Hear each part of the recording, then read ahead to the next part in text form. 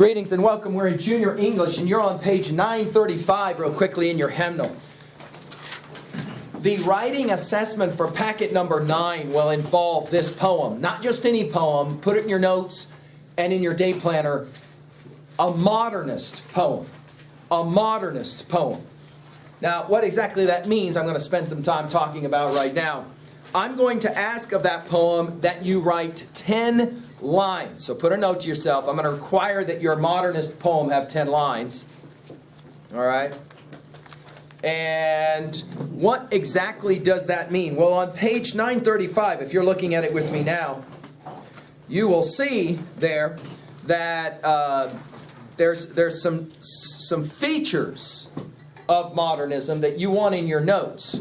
Now, they're bullet pointed for you. Do you see that? Right? Non-traditional subject matter themes, a focus on, we used this term before, didn't we? Alienated individuals. What text did we talk most about with alienation? Gold. Death of hired man, gold, out, and of course, acquainted with the night. Remember, a guy who walks in the nighttime in the rain, remember, and there's nobody there to talk to him. What would you particularly call non-traditional? Mr. Karn is asking an important question. What do we consider a non-traditional subject matter and themes? Well, we could talk about traditional subject matters as celebrating things like family, patriotism. These are traditional themes. So non-traditional, something a little bit different. We'll look at it when we look at some of our examples here. Okay? Look at the third bullet point. Use of understatement and irony to reveal emotions and ideas. The next one, use of symbols and images to suggest meaning. What was the poem that we already looked at that kind of played that game with Frost's Nothing Go Last? Remember? Okay, same thing, a symbol of the fall of the yellow leaves is a symbol of the life we live that seems to happen really fast.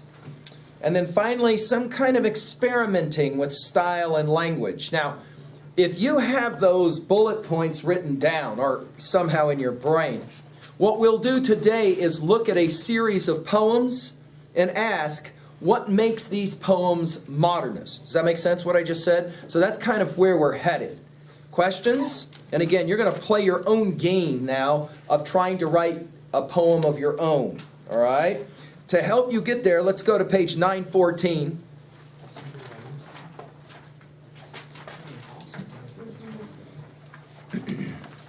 And I'm going to begin to ask of you that you are taking now some in-class notes on those very annotations that we looked at. By the way, for those of you who did not pick up points at the top of the hour for annotation work because you didn't have it done, take out sheets of paper now. Have it done by the end of the hour. If we have time for you to get all those questions done by the end of the hour on page 918, you can still bring up and pick up some points. Not full points, but some points. And as we say, some points are better than no points. Well, I'm not going to say a lot about the biographies, for example, on page 912. They are crucial. So put a note to yourself before you read these poems for the exam. You definitely want to take a look at the biographic information. We're going to look now at several of these modernist poems, and we're going to ask a simple question. What makes them modernist, these poems, all right? And as I start to think about my own poem that I have to write, what will that look like? You should be with me now on page 914. Page 914. In a Station of the Metro by Ezra Pound. Are you with me? Page 914. Beck, I need you in your book right now. You ought to be on page 914, not a point. Here we go. In a station of the metro. Metro is like the subway. Got me? Train station. The apparition of these faces in the crowd. Petals on a wet, black bough. That's the poem. That's not a part of the poem. That's the whole poem. Dude, you got to be kidding me. What exactly makes this a poem? Well, let's first of all begin in your notes. This is a work of modernism. Already notice We haven't seen very many two-line poems, have we, to this point? Not very many two-line poems. Secondly, let's point out something about how this poem says a lot with a little. Look at your sidebar, A, make inferences, and write down an answer to it real quickly on your notes, all right? You ought to have your notes in front of you, and we're working right now on page 914, A, make inferences. Do you see it? Note the use of the word apparition to describe the faces in the crowd. What does the word apparition mean? Write it down. Barnard, are you familiar with that term, apparition? Eudine, do you know that word? What is an apparition? Does anyone know? An apparition... Isn't it a ghost? Well done, Mr. Mortimer. Well done. It is a ghost. That's absolutely right. An apparition is a ghost. When we read Hamlet next year, in fact, and we hear about, at the beginning of the play, there was a ghost. Shakespeare didn't call it a ghost. He called it an apparition. And in fact, that's the game, really, with the word that Pound is playing with right here.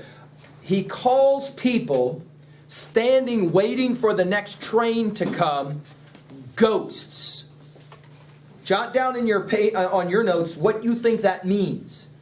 That Pound would call people standing all in a big group, waiting for the next train to come, ghosts. What does that mean to you? What point is he making? What does it suggest about the people? To call a group of people ghosts, what does that mean? By the way, today we don't use so much this symbol, this word. We talk more oftentimes about people looking like zombies. You guys are big time into the zombie wretchedness. What does it mean when it says a bunch of people look like zombies all standing there? Like, for example, if you were to talk about a bunch of kids at the mall, and you were to say about them all sitting there, they all look like zombies. Write down what that means. What does that say about them? You obviously are not speaking literally, or at least we hope not, right? We're not saying they're real zombies. We're not saying they're real dead people alive, right? We're not saying that about them. What are we saying about them? Toshima, what are we saying when we call a bunch of people zombies? They look dead. Keep going. They keep going. What is it about them? These apparitions, these zombies. What is it about them that we're saying? Mechanical. Good. Write it down. They're mechanical, meaning what? They do the same thing. Excellent, Mr. Hunter. They do the same thing over and over again. We might say their lives are really what? Boring. Boring, right? The B word, boring. Notice in this poem, are you ready to study form for a second with me, Loke? Notice in this poem, there is a piece of punctuation at the end of the first line, crowd. Do you see it? And then there's a second line. We understand the first line. The people standing, waiting for the metro in the station are like zombies. They're like ghosts. We get that line. But what about the second line? Petals on a wet black bough. Let's start with the last word. What is a bough? Anybody know? Part of what? No, you're close on that, but that's not this word. Bough here means a tree. The branch of a tree. Write it down. The branch of a tree. Notice what color is the wood of the tree? Black. Good. See, we're working backwards, right? What are petals? Leaves. Excellent. So notice you have a word picture here that when you look at a bunch of people standing there, they look like zombies. They're not really moving. They're like ghosts. They lack what? Put it in your notes. They lack life. Keep going. I told you, this is a poem that says a lot in a little. They lack life. Do they have energy? Do they have? They're like dead leaves. On a dead tree. There you go. Very good. Now we're starting to get somewhere. Not only are they like ghosts or zombies, but they're like dead leaves on a dead tree that are about ready. Notice it's a wet tree as well, right? In the fall, maybe, ready for the leaves to get ready to fall. Happy or sad poem? Write it down. Optimistic or pessimistic view? Is this traditional view celebrating humans like Whitman liked to do when he celebrated humans? No. This is a modernist offering. This poem says what about the human condition? Now, see, we can get there. What does this poem say about the human condition? Right. Depressing. Right. Depressing. Kind of zombie-like. Boring.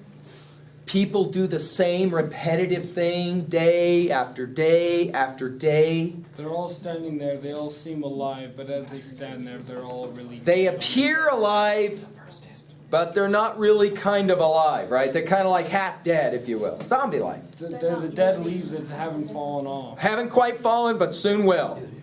They're not living their lives. They're not living their lives. They're kind of like, wait a minute, what would most of them be getting on the train for? On the subway. You got it. They're all going to work. You got it. So you got Ezra Pound the poet who's saying what about all these people who go to work day after day after day? You got it. But there's another thing. He's not just saying that the leaves are dead. He's seeing that the tree is dead. The tree is dead. The city is dead. We might say the nation is dead. This is a harsh critique, isn't it? Well done. All right, let's take a look at Helen by H.D. Hilda Doolittle, of course, great poet in her own right, and the title of this poem is Helen. Now, to understand this poem, we have to do a little bit of history in mythology, which is okay because we're going to talk about this next year when you're seniors anyway. So let's put this in our notes. I'm ready now to move on to the next poem. In ancient antiquity, we have a famous poem called the Iliad. I-L-I-A-D. I'm making a 3A observation. This is a 3A observation. I'm relating to other texts now. The Iliad.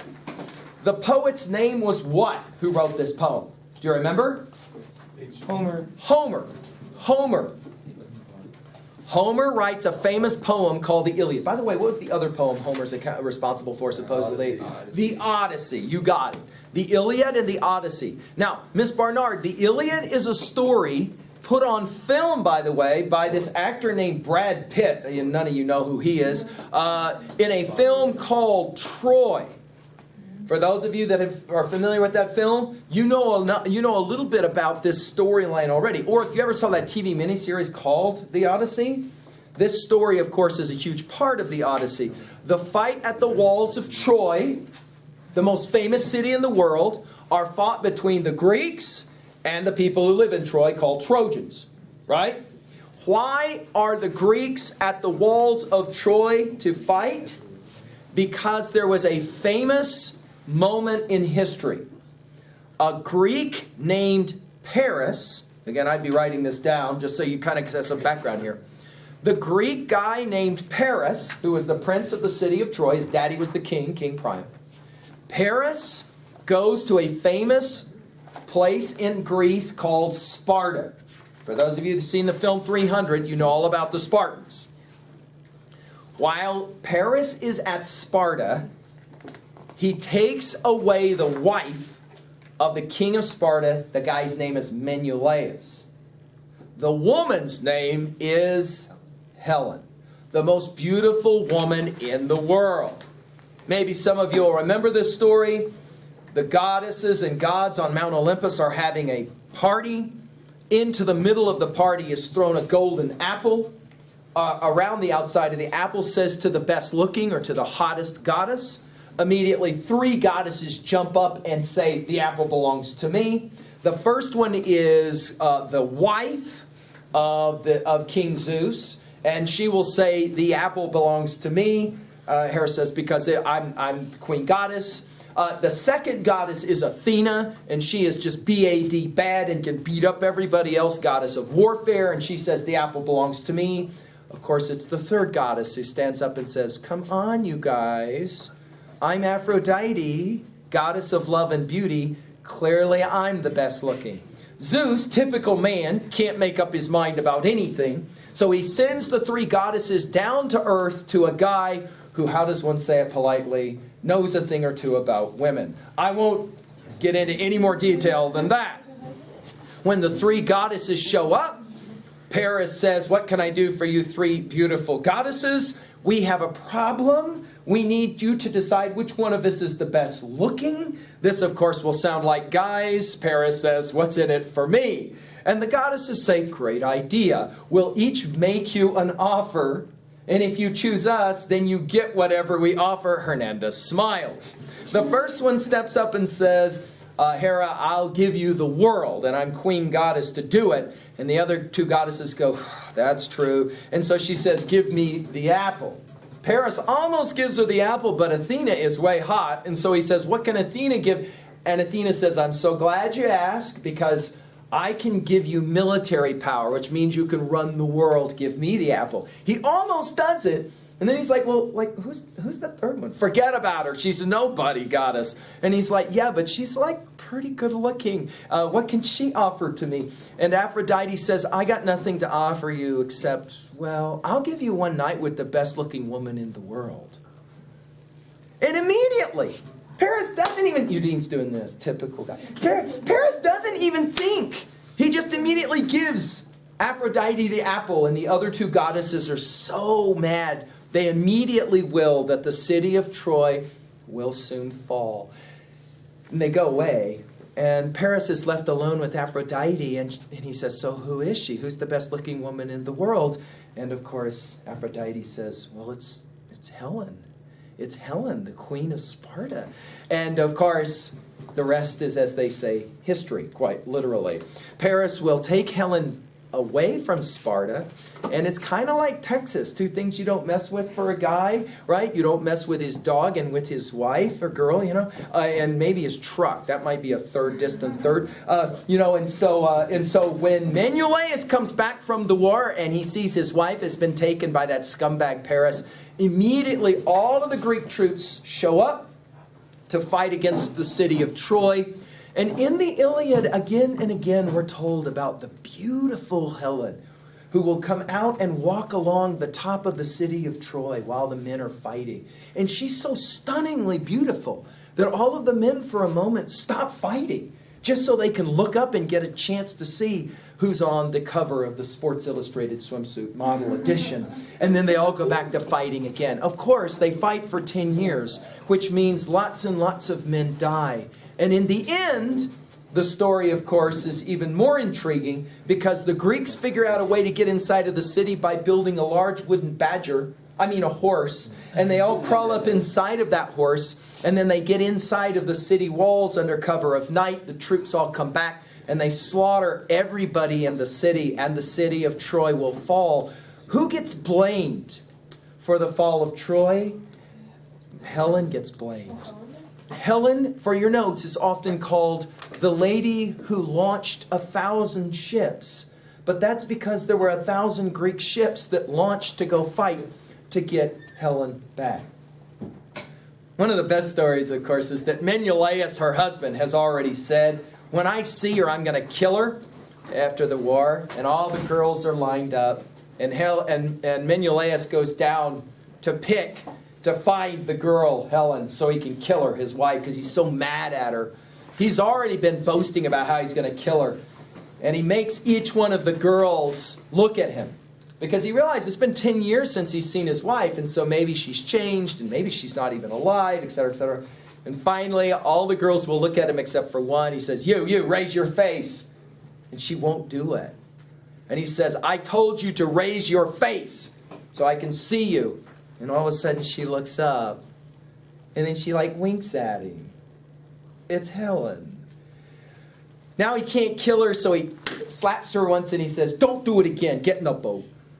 And that's how Menelaus and Helen are reunited. He can't kill her, she's too beautiful. Now, H.D., a poet of the Modernist era, is very interested in Helen and the ways in which men who write these stories talk about women as being the ones responsible for this war that we call the Trojan War.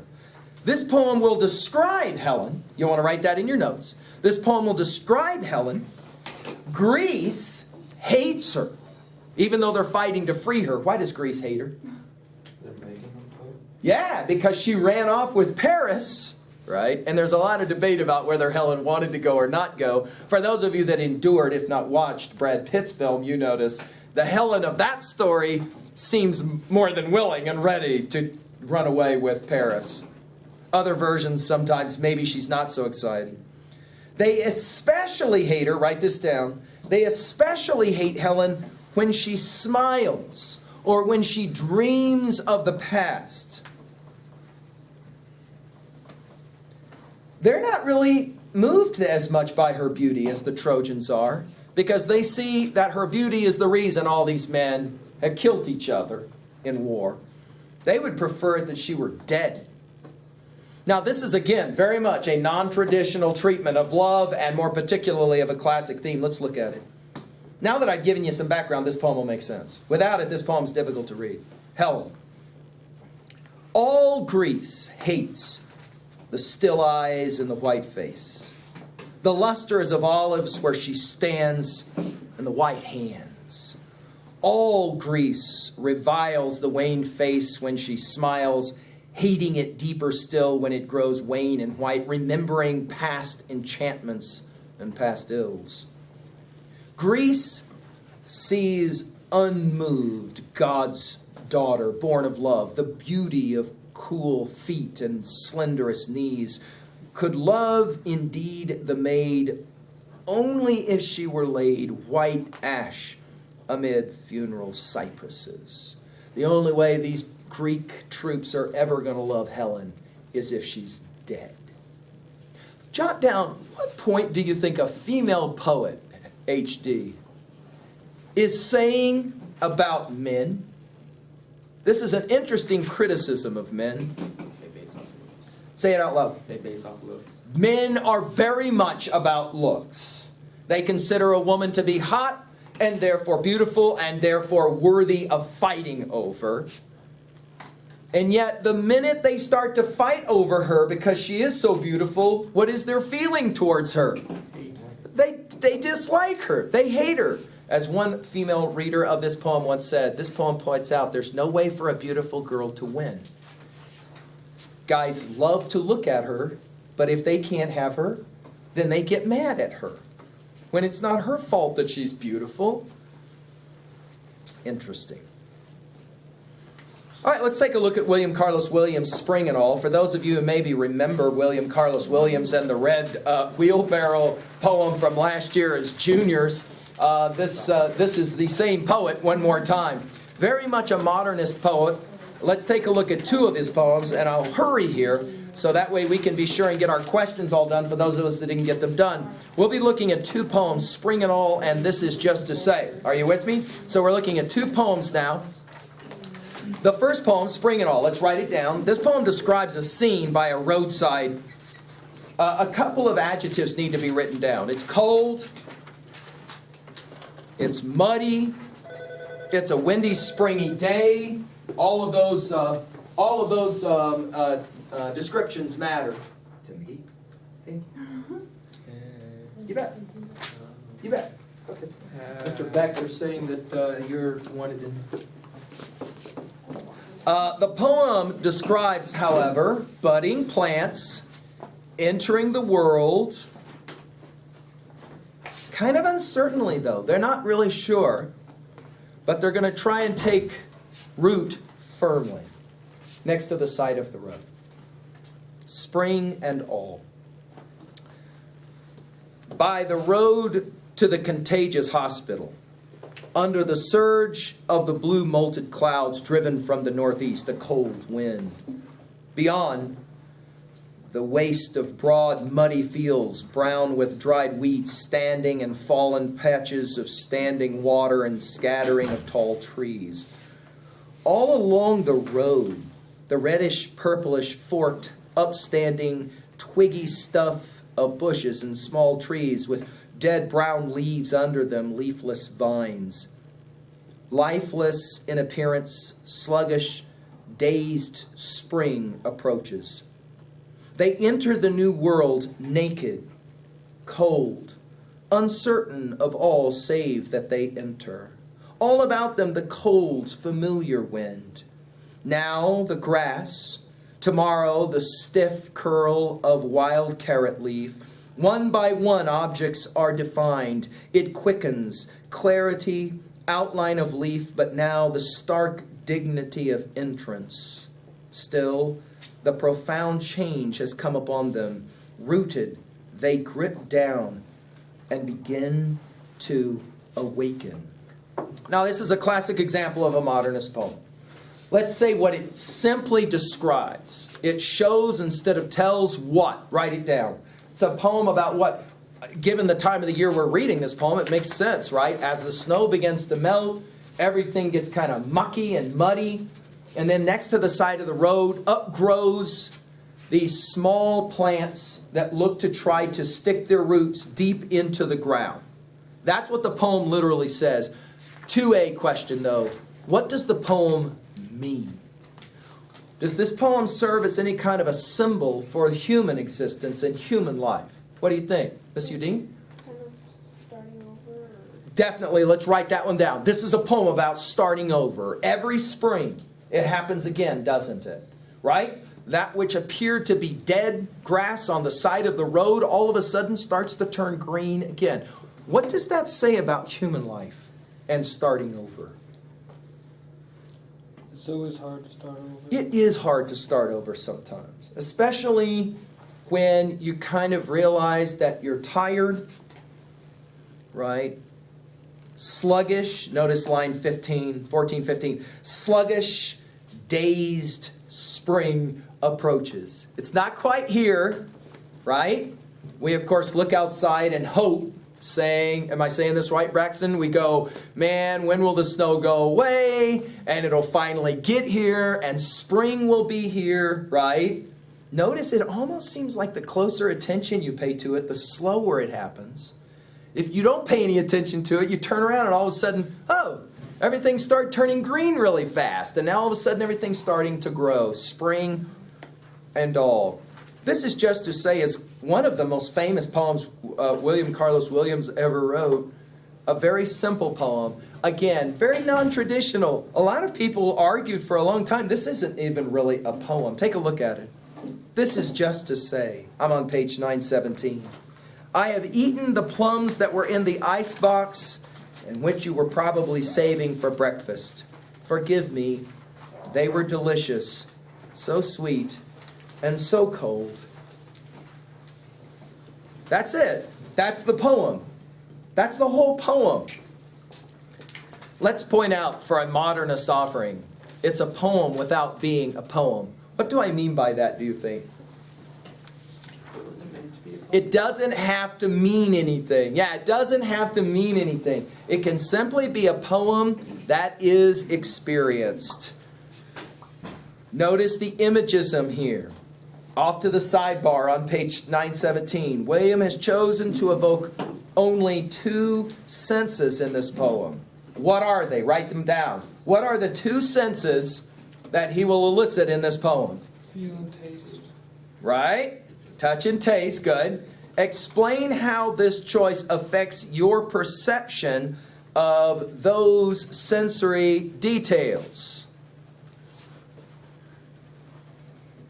By the way, do you have a sense that he writes this poem because he really wants to be forgiven? The last stanza says, "Forgive me." Or is there a little bit of irony going on here? Why is there a little bit of irony going on here? Seems like he's not really. Right. I ate these, I would do it again. Why do you get a sense that he would do it again? Yeah, they were so good. It was like, dude, I could not pass up those really nice plums. All right, page 918, questions 1 through 8. For those of you who have not yet finished with your questions 1 through 8, if you can show them to me by the end of the hour, I can get you some plus points tomorrow.